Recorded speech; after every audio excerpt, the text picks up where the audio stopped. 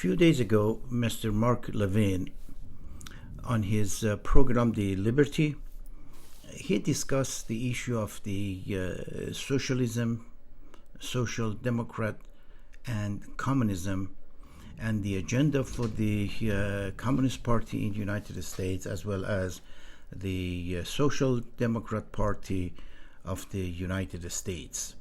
And he went through the whole issues of their agenda, their manifest, with one very smart twist.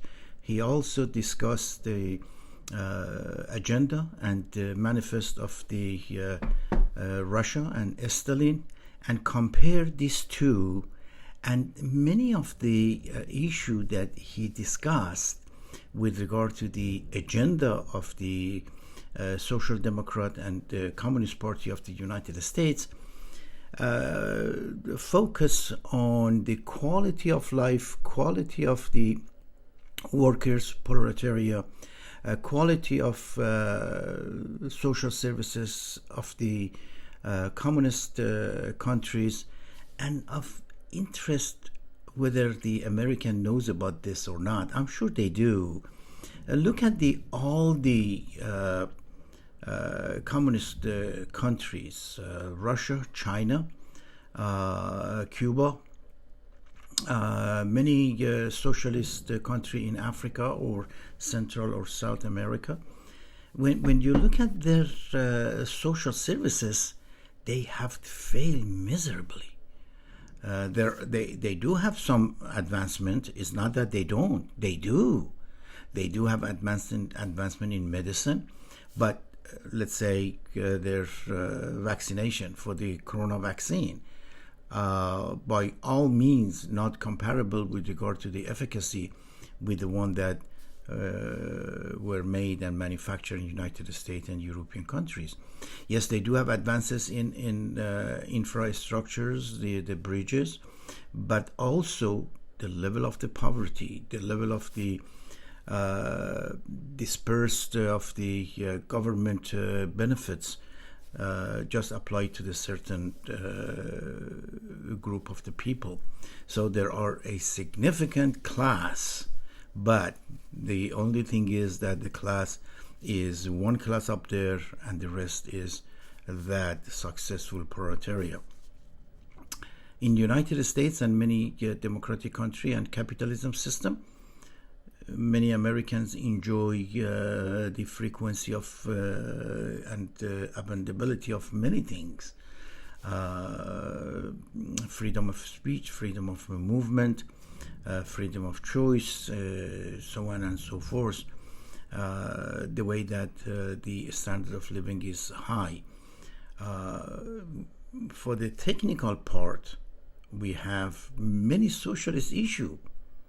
To your surprise, we have Medicare, we have Medicaid, we have the child care, we have the single mother support, we have the well baby support and clinic all over the United States. And we have many other socialist concepts in the capitalist country. And the way we can do it is because the capitalism provides that opportunity to apply those issues to the general population. So do not fall for this false narrative that has been failure for the past 70 to 80 years.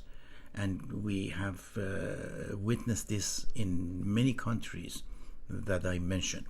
One of the issues that I want to raise and I want to discuss, I want to draw some parallel between the agenda and manifest of the communism and social democrat issue with the progressive part of the Democratic Party in the United States, and the Islamist and those they call themselves progressive Islamists that equal to the very harsh terroristic type of extremist activity.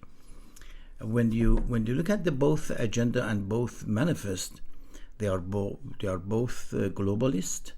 They are significantly subject to class formation, but a very privileged class, if you will.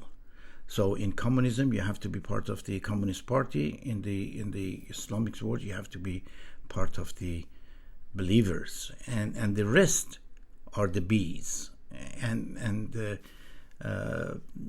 has no really privilege when it comes. If you live in a communist or in a Muslim countries, and you are non-believer in Muslim and you are non-believer in communist, then you're going to go to Siberia, or you have to pay to live with a lower standard in Muslim country that called Jizya, those who apply Sharia, like Islamic Republic of Iran. And I wanted to draw this parallel between them. When the Islamic Republic revolution occurred in 1979, it really the vehicle for this revolution were the elite, were the university graduate, with the higher middle class group of people who were influenced with communism. There was and there is a party called Tudeh Party, which is the party of the mass, party of the people, which umbilically were connected to Russia. No question asked, with no shame. They were traveling to Russia, they were studying Russia, they enriched their agenda with Russian, and they do the propaganda based on Russia issues, and there was no shame about them. They were publicly, although during the late Shah, that party was illegal. Anyway, this party also, when it goes back to the Constitution revolution, they also create significant disturbances and turmoil. Historically, the Communist Party was and is aligned with the Republic Islamic and with Islam. As part of the revolution, also the vehicle for revolution, based on those elite, college-educated millions that you saw in 1979 pouring into the street, were the two other factions, which was Mujahideen, that were the communist arm of the Islamist, and then there were the Fadaiyan Khalq, which was the massacre, the group sacrifice for masses, that they were also in a strike group, and they were all Maoist. So what I'm trying to say, that the alignment between the Islamic Republic of Iran and communism was basically intertwined.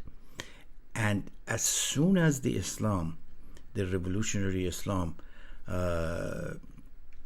sustained its power and established its arms, they start killing them. And as you all might remember, the mass killing of 3,000 to 4,000 of the innocent Mujahideen occurred after the revolution. And after that, they have been killing all these communists as frequently as everyday type of things until today.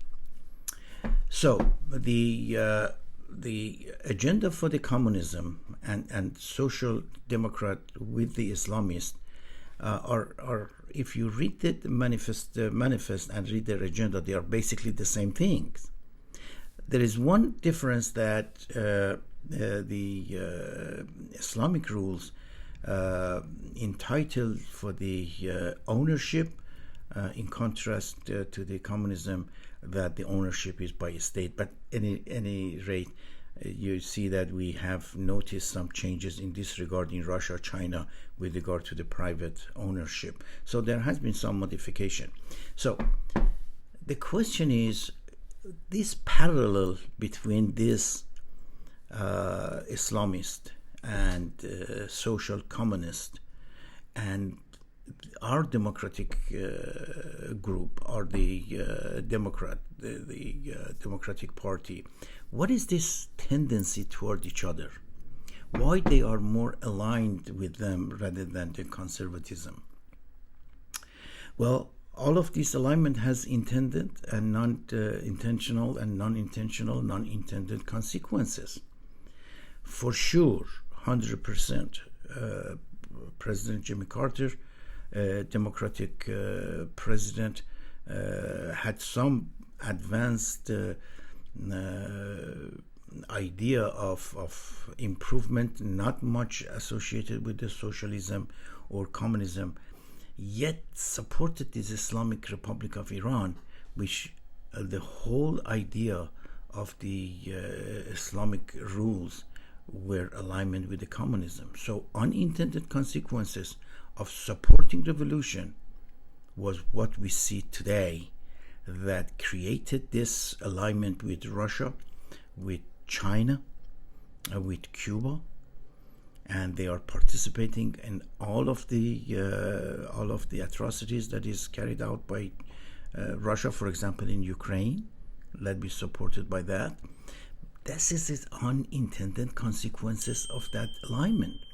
Now, it's interesting that the mayor of the New York, Mandani, also says that he is subscribed to the Shia third Imam, and he is in alignment with the Islamic rule in many steps, yet he is also a social democrat or social communist.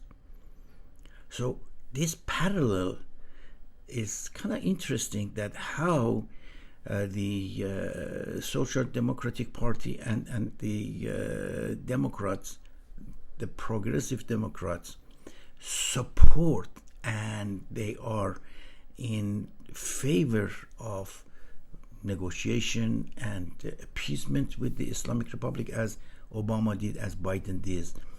So what is the underlying of these tendencies?